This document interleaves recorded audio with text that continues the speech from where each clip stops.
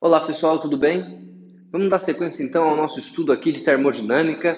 A gente falou na última aula sobre termometria e sobre dilatação térmica. Na aula de hoje nós vamos falar sobre calorimetria, certo? Lembrando que o livro-texto é o Halliday e isso aqui está disposto no capítulo 18, ok? Capítulo 18 então do Halliday. Bom, então calorimetria, conforme você já imagina, vai falar sobre calor. E o que é calor? Bom, calor, pessoal, conforme a gente já falou sobre esse conceito na última aula, ele é uma forma de energia que aparece quando eu tenho diferença de temperatura, certo? Então, quando eu tenho diferença de temperatura, eu tenho energia passando de um corpo para o outro. Eu tenho um corpo mais quente, um corpo mais frio, a energia flui do mais quente para o mais frio, essa energia que passa da maior para a menor temperatura é o calor. Percebam que os conceitos, pessoal, eles se misturam, né? Porque se eu pensar em temperatura, eu posso dizer que a temperatura é um parâmetro que regula a troca de calor. E eu posso dizer que o calor é a energia que é trocada quando há diferença de temperatura. Então, um conceito depende do outro, certo? Observem que calor, então, é energia trocada, energia transferida. Portanto, eu nunca vou poder dizer que um corpo possui calor. Por exemplo, esta caneta possui 50 joules de calor. Isso está errado, certo? Eu posso dizer que ela transferiu 50 joules para outra, ou recebeu 50 joules de outra, mas nunca que ela possui calor, porque calor está relacionado então com energia trocada. Se é energia, a unidade do sistema internacional, pessoal, é o joule. Se utiliza usualmente a caloria, no sistema inglês, galera, o BTU, certo? Que justamente significa British Thermal Units, unidade britânica de calor. Vocês vão ver bastante BTU por aí. Quando a gente fala lá da potência de um ar-condicionado, não é BTU por hora? Justamente porque está em unidade inglesa, né? Mas, basicamente, tudo isso se refere, então, a essa energia trocada devido à diferença de temperatura. E quando um corpo, pessoal, recebe calor, esse calor ele pode causar dois efeitos: ou aumentar a temperatura, ou mudar o estado físico, certo? Por exemplo, se eu pegar água a 20 graus Celsius, na pressão de uma atmosfera, ela vai aquecer até 30, 40, 50 graus Celsius e vai chegar até 100. Só que quando chegar a 100, a temperatura para de aumentar, porque ela passa a virar vapor. Bom, esse calor que causa variação na temperatura nós chamamos de calor sensível, certo? Então, esse Q aqui, ó, é o calor, que no sistema internacional é dado em joules. Esse ΔT é a variação de temperatura,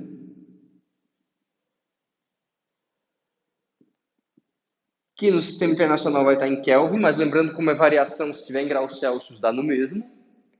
E o que é aquele C maiúsculo ali, pessoal? Aquilo ali é a capacidade térmica ou capacidade calorífica. Observem que é a proporção, galera, a constante de proporcionalidade entre o calor e a variação de temperatura de um corpo, certo? Isso significa que se a capacidade térmica é maior, eu preciso fornecer mais calor para que aquele corpo mude de temperatura. Se a capacidade térmica é menor, com um pouquinho de calor eu já faço ele sofrer variação de temperatura, certo? De certa forma, é a capacidade que um corpo tem de absorver o calor e não elevar muito a sua temperatura. Então, esse C maiúsculo aqui é a capacidade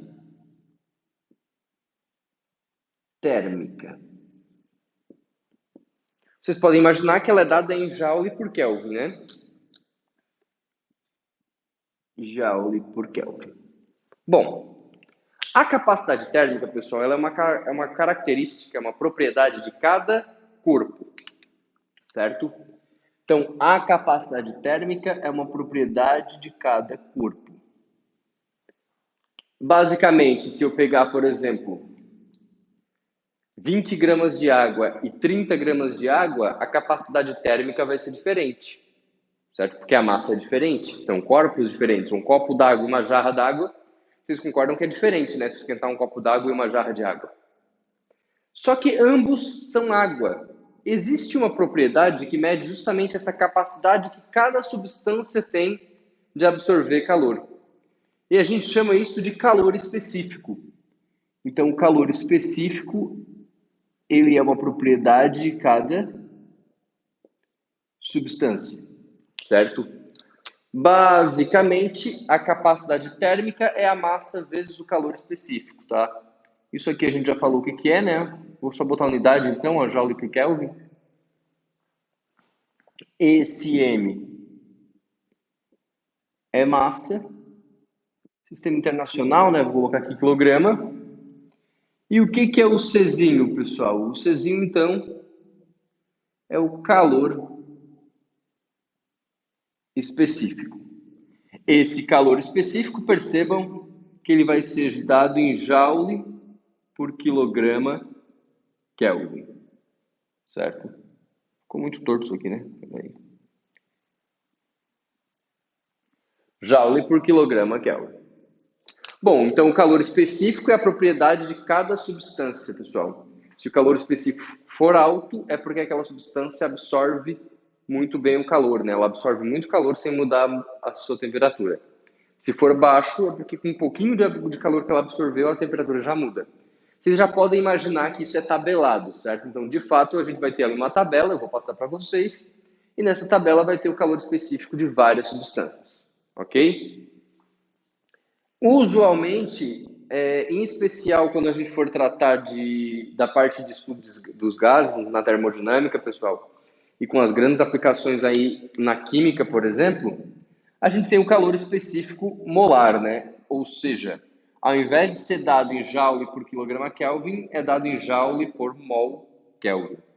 Então, basicamente, aqui não é a massa, aqui é o número de mols, certo? E aí eu vou lembrar vocês qual é o espacinho que eu tenho aqui.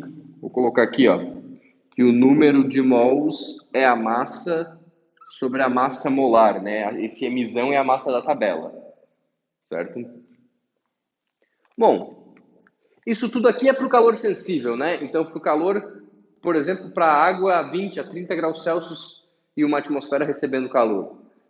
Se a água estiver lá a 100 graus Celsius, ou seja, se ela estiver mudando de estado físico, a temperatura não muda, esse calor está sendo usado justamente para alterar o estado físico.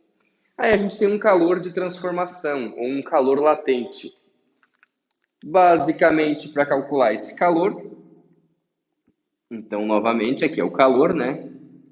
E é dado em joules, pessoal. Eu vou precisar da massa, certo? Vocês podem imaginar que quanto mais eu quiser fazer a água evaporar, quanto mais água eu tiver, mais calor eu preciso, né? Diretamente proporcional à massa. E essa constante de proporção, ó, nós chamamos de calor latente. Então, esse L é o calor latente. Ele é dado em Joule por quilo. Pode ter o calor latente molar? Pode também, menos usual, mas pode também, pessoal. Observem que, novamente, isso aqui também é tabelado, né? Então, assim como o calor específico, vou colocar aqui, ó, tabela.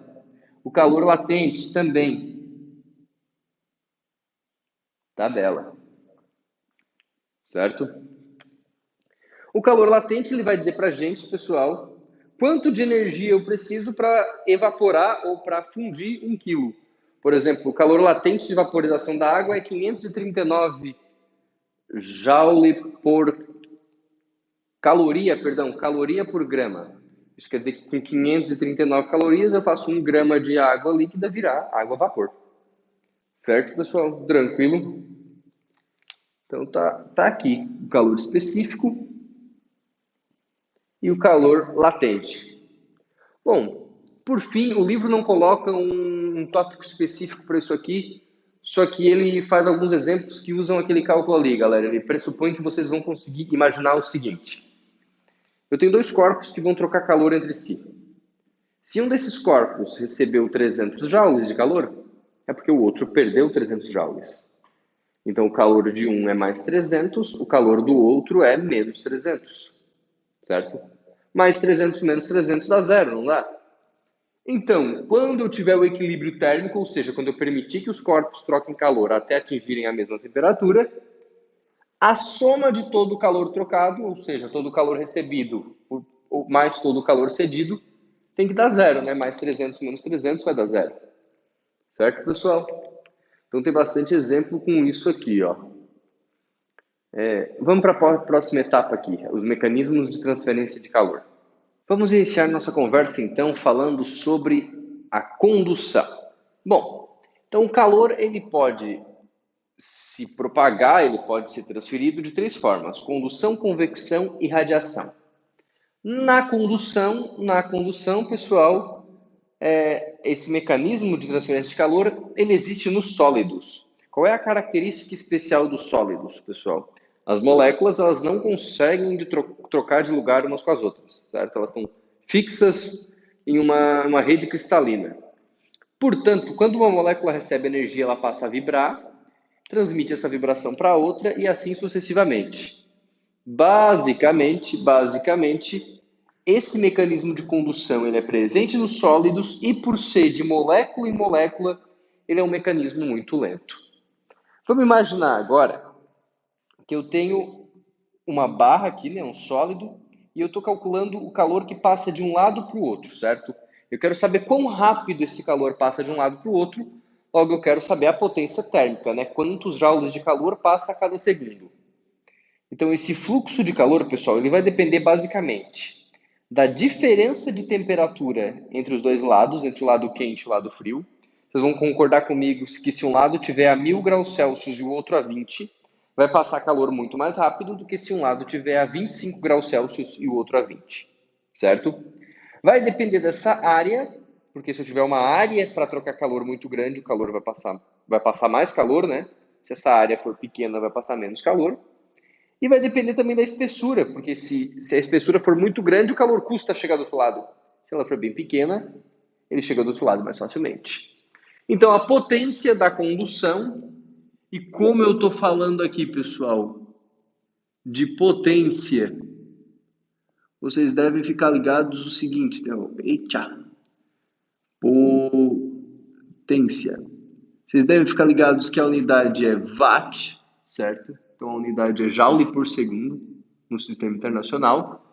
Estou falando, olha só, de calor dividido pelo tempo, né? Joule por segundo, quantos joules a cada segundo, watt.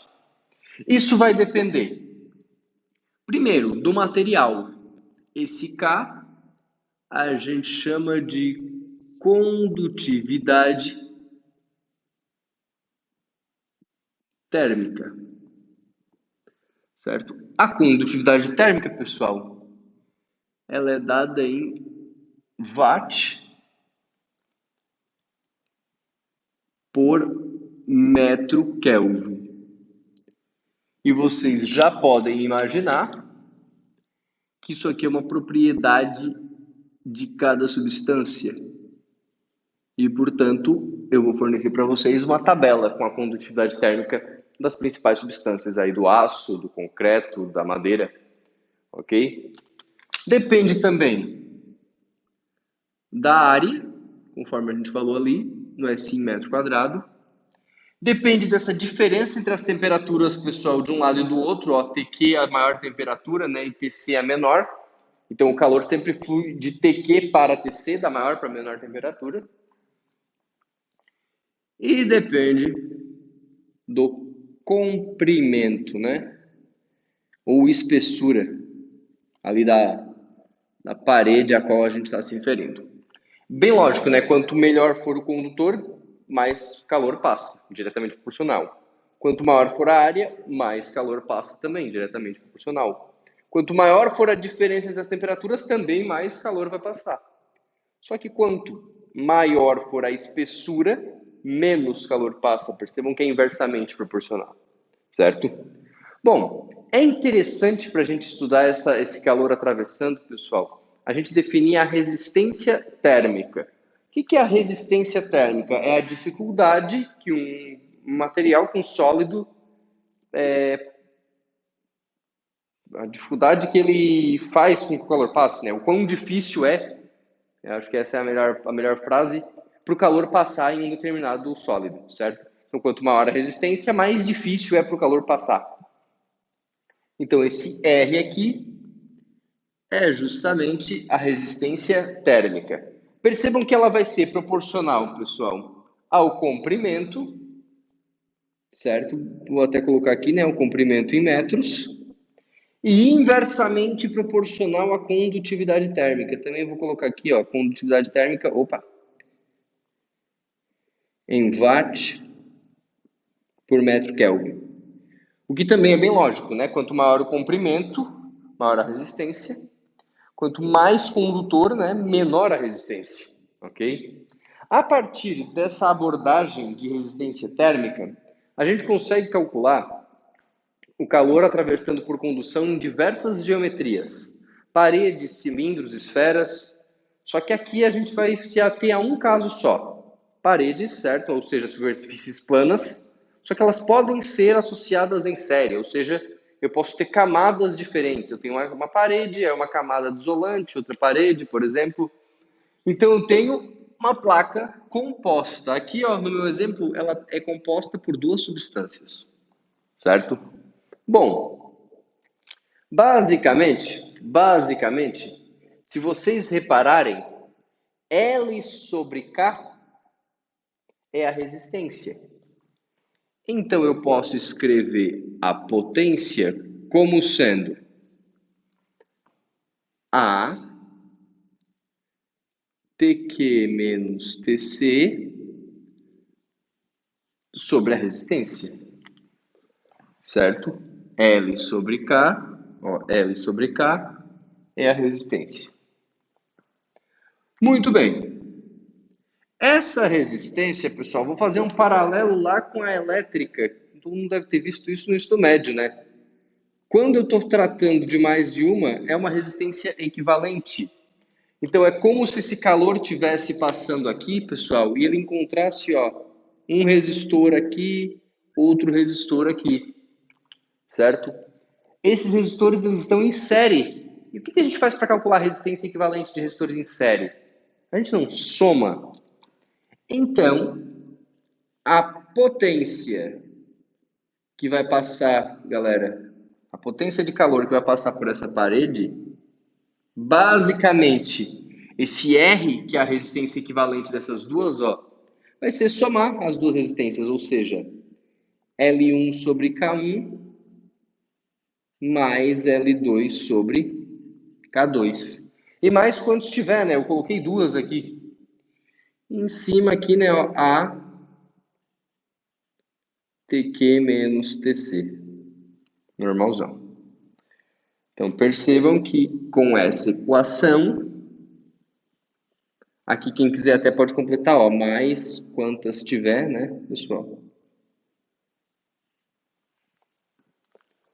Essa equação permite que eu calcule a potência em uma placa composta por várias resistências. Claro que tu pode fazer o seguinte, né? Calcular cada uma das resistências, somar e depois colocar aqui direto, certo? Para não ter que usar uma equação tão grande. João, se ele pedir a temperatura aqui no meio, ó. Se ele pedir a temperatura aqui no meio, galera, tu vai usar uma resistência só. Aí tu vai ter o P, né? Vai ter a potência. Calcula a temperatura aqui no meio. Tu pode até calcular aqui no meio da placa. Aí é só tu pegar só metade do L, né? Por exemplo. Certo? Tem várias possibilidades, então, galera, para calcular a condução de calor através de uma placa composta. Quem teve essa parte de associação de resistores em série no ensino médio, lá na elétrica, ou para quem já fez também a disciplina de elétrica, vai achar isso aqui bem simples, né? Porque é exatamente igual. Perfeito?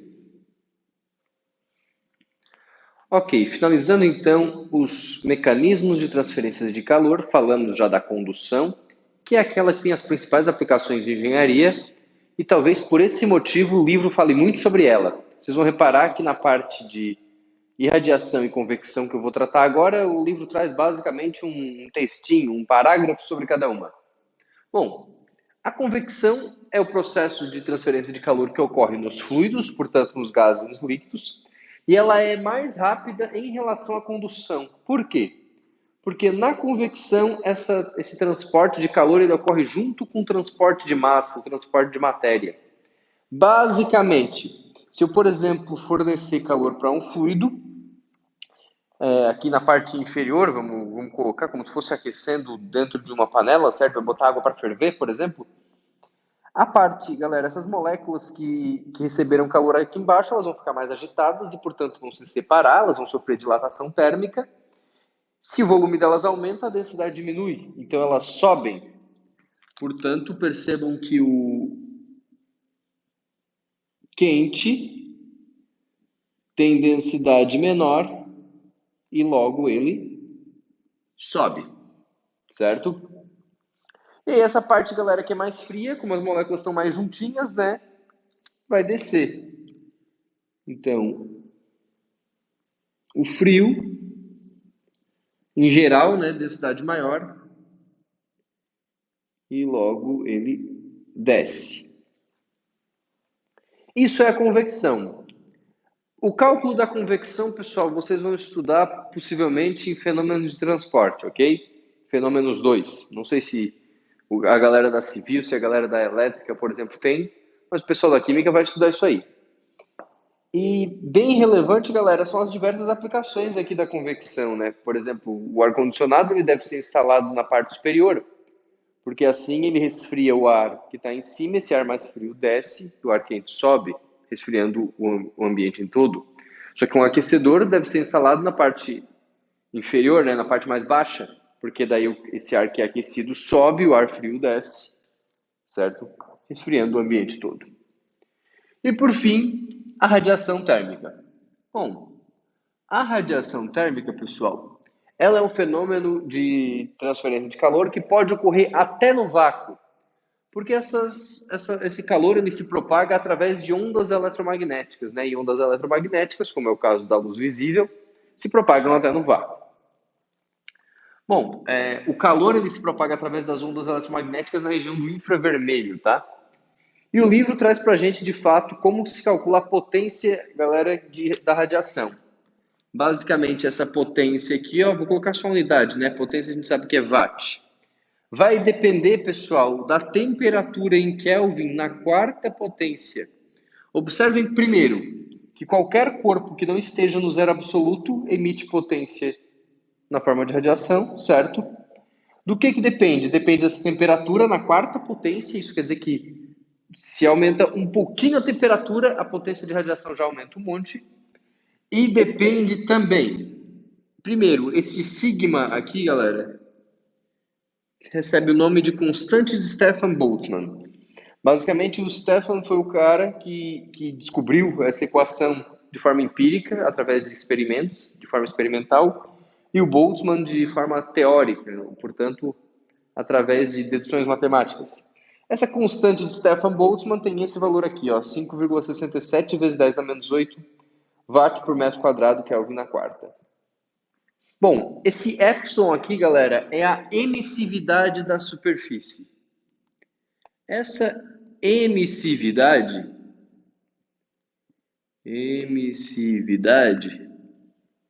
é um valor que vai de 0 a 1, certo? E está relacionado lá com cada superfície. Esse A, logicamente, é a área da superfície, a área disponível que está emitindo energia na forma de radiação, certo? Então, assim que se calcula a potência de radiação, ela está relacionada então com a área da superfície que está emitindo, com o tipo de superfície e com a temperatura dela, além da constante de Stefan Boltzmann que relaciona isso tudo. Certo, pessoal? Então, essa foi a nossa segunda aula aí do estudo de termologia. Nós estudamos já termometria, dilatação e calorimetria. Nas próximas aulas, nós vamos falar então de gases e das leis da termodinâmica propriamente ditas, ok?